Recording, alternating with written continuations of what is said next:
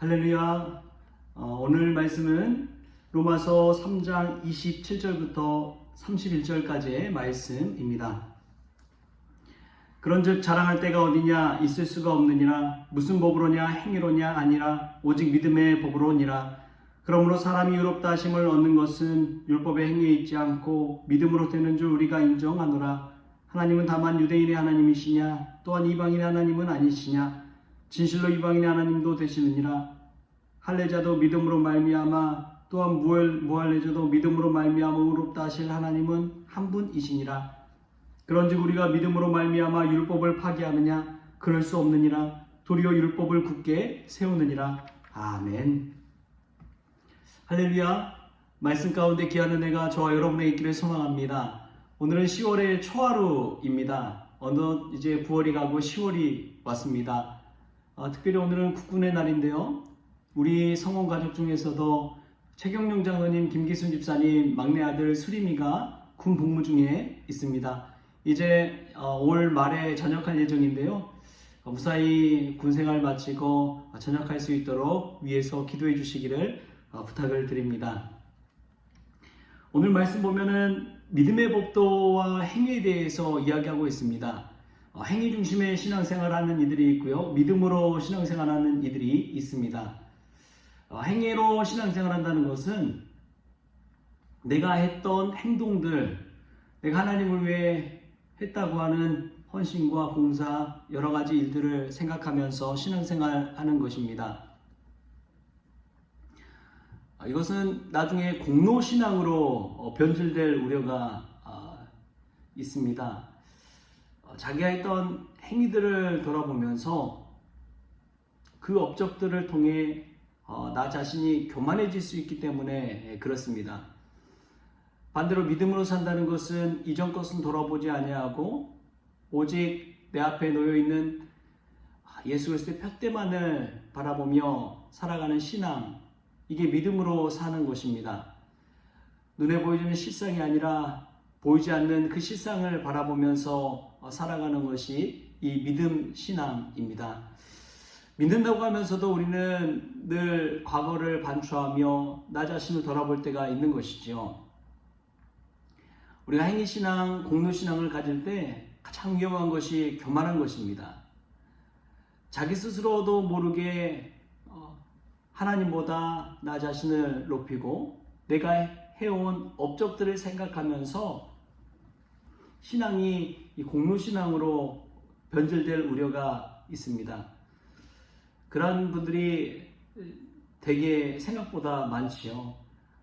성전 건축을 하면서 자신의 이 재력과 힘을 동원해서 또 자신의 사람들로 채워가면서 교만해지고 또 교회를 좌지우지하려고 하는, 교회의 주인이 되려고 하는 그런 착각에 빠진 이들이 얼마나 많은지 모릅니다. 우리가 늘 잊지 말아야 할 것은 교회의 주인은 예수 그리스도라는 사실입니다. 예수님이 교회의 주인이시지요. 그 어떤 사람도 교회의 주인이 될 수는 없습니다. 행위 중심의 신앙을 가진 이들이 빠지게 되는 게 내가 교회를 세웠다, 내가 교회를 지켰다, 내가 교회를 이끌어간다, 이런 착각 속에 빠지는 것입니다. 우리가 이러한 행위 중심의 신앙이 아니라 우리를 구원하시고 우리에게 천국을 주시고 우리에게 영생과 구원을 주시는 예수 그리스도, 우리 주님만을 바라보는 믿음 신앙을 가지고 살아갈 수 있기를 소망합니다. 오늘 말씀 가운데 참 중요한 말씀이 29절 말씀입니다. 29절 말씀 같이 한 목소리로 함께 읽겠습니다.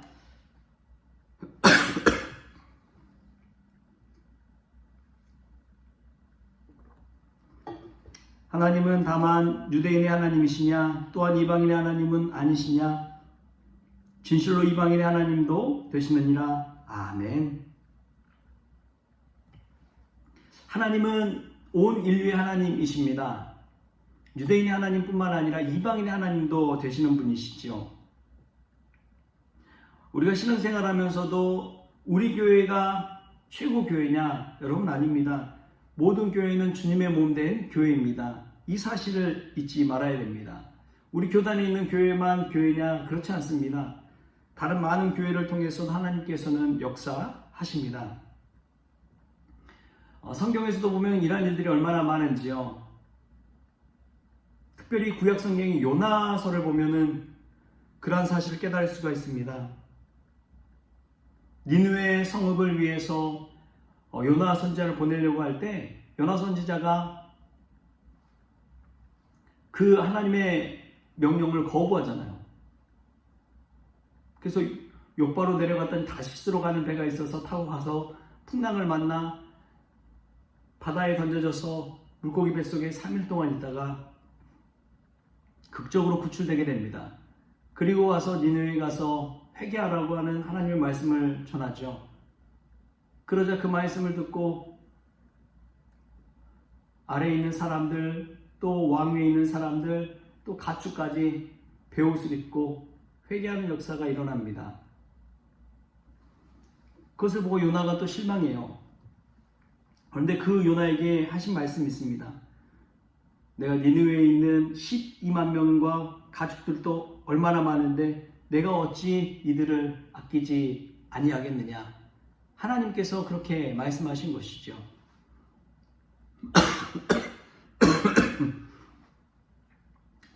유대인만 구원하는 하나님이 아니라 이방인들도 구원하시는 하나님이라는 것을 알 수가 있습니다. 링컨 대통령이 그런 이야기를 했지요.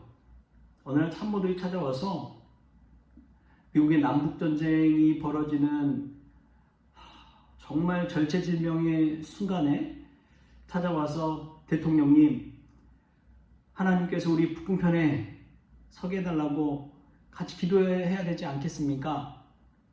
그렇게 이야기하자 링컨 대통령이 아닙니다. 우리가 하나님 편에 서게 해달라고 기도해야 합니다. 유명한 일하죠. 그렇습니다. 하나님은 우리 편에 끌어넣는 것이 아니라 우리 스스로가 하나님 편에 설 때에 하나님께서 우리를 축복해 주실 줄 믿습니다. 할렐루야. 유대인의 하나님뿐만 아니라 이방인의 하나님도 되시느니라. 이 말을 지금 우리 상황에 적용해 보면 하나님은 남한만의 하나님이 아니라 북한의 하나님도 되신다는 사실, 한국의 하나님뿐만 아니라 일본의 하나님도 되신다는 사실. 여러분, 얼마나 하나님은 넓으신 분인지 모릅니다. 우리의 생각과 틀과 정치적 성향 이런 것으로 재단할 수 있는 하나님이 아니라는 사실이죠.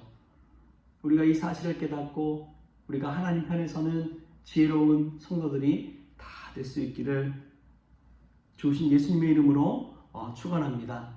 기도하겠습니다. 좋으신 하나님 감사합니다.